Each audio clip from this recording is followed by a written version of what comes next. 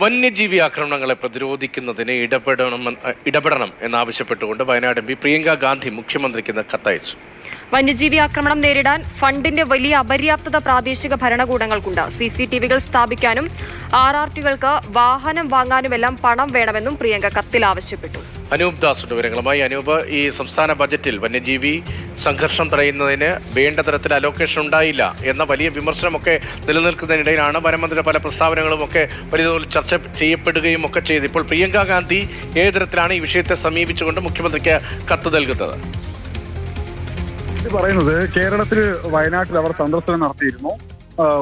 വന്യജീവി ആക്രമണത്തിൽ കൊല്ലപ്പെട്ട ആളുകളുടെ വീട്ടിൽ പോയിരുന്നു. അപ്പോൾ മനസ്സിലാക്കാൻ കഴിഞ്ഞ കാര്യം, നാട്ടുകാരുമായൊക്കെ സംസാരിച്ചപ്പോൾ ഈ വന്യജീവി ആക്രമണത്തിൽ പ്രതിരോധിക്കാനുള്ള കാര്യമായ സംവിധാനം നമ്മുടെ കേരളത്തിന്റെ പക്കലില്ല. പ്രത്യേകിച്ച് ഫണ്ടിന്റെ അപര്യാപ്തതയാണ് അതിന് കാരണം. RRTകൾക്ക് പ്രധാനമായും വാഹനങ്ങൾ വാങ്ങാനും ഒപ്പം തന്നെ CCTVകൾ സ്ഥാപിക്കാനും ഒക്കെ കൂടുതൽ ഫണ്ട് ആവശ്യമുണ്ട്. അതുകൊണ്ട് വയനാട്, മലപ്പുറം ജില്ലകൾക്ക് കൂടുതൽ ഫണ്ട് അനുവദിക്കണം എന്നാണ് സംസ്ഥാന സർക്കാരിനോട് ആവശ്യപ്പെട്ടിരിക്കുന്നത്. അതിന് എന്ത് പിന്തുണ വേണമെങ്കിലും താൻ നൽകും എന്നും പ്രിയങ്ക ഗാന്ധി പറയുന്നു ഈ കത്തിൽ.